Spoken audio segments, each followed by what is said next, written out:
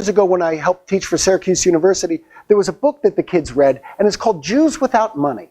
It's about the Jewish immigrant experience on the Lower East Side. It sounds like a bigoted title, but it is not. It's written by Michael Gold, and he's a young man on the Lower East Side, and he's describing life on the Lower East Side. And he says, in my building, there were Russians and Poles, and there were people from, and he described all these nations, and he said, on my street, there was even an American. We are going to scratch the surface of 1/10 of 1/10000000th of 1% of what's at stake in American immigration. Should America remain a nation of immigrants?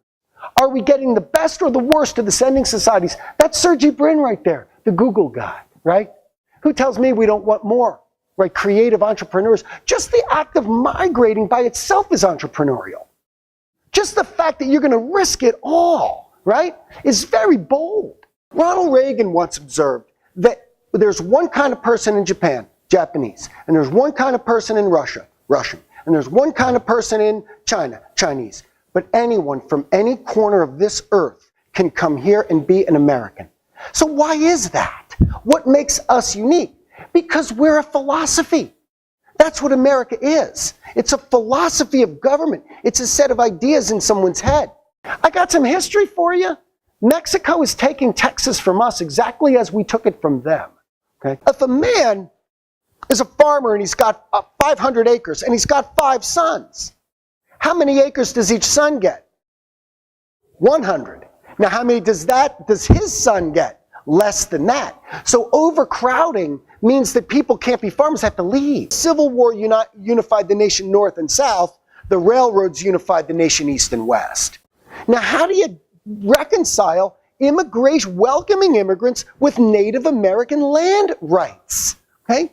In other words, when immigrants, wave after wave of immigrant comes after the Civil War and is the muscle of the Industrial Revolution, the Indians were just submerged by the boundless energy of the Industrial Revolution. It wasn't like deliberate policies of genocide. It was just the burgeoning economic energy of the nation. I mean, the immigrants can't all stay in Brooklyn, right?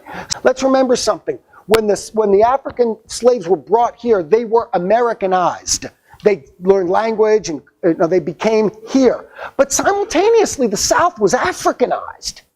This is really, I think, the juiciest piece of history, I think, now, at least at the moment. When British people settled the 13 colonies in the 1600s and 1700s, you see 3 distinct regions. You see 3 distinct societies emerging. They're all British, or overwhelmingly so. But New England Puritans are very different from tobacco farmers in Virginia. I mean, they founded Harvard in 1636. I mean, they land and right away they make a college.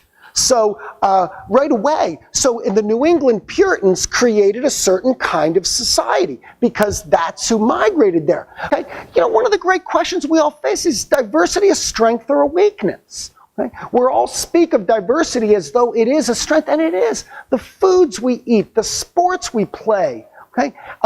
Everything about us came from somewhere else. When there's diversity, people clash. Okay? Look at the Los Angeles riot of 1992, right? Blacks clash with Koreans. In other words, you know, Tucker says, look, diversity weakens you, it doesn't strengthen you. Think about a poor woman who works in the plantations of picking beans or peppers someplace, in some large plantation somewhere, you're out in the field, you're all by yourself, you're sexually attacked repeatedly, okay?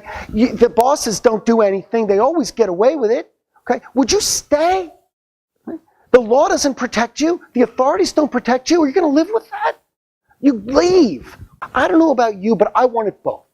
I want a humane society, a society that lives up to all those ideals under the Declaration, simultaneously to securing our house. A nation without borders is like a house without doors. I want to say thank you for coming, because I know that you could be anywhere, and say that democracy depends on our ability to reason things together.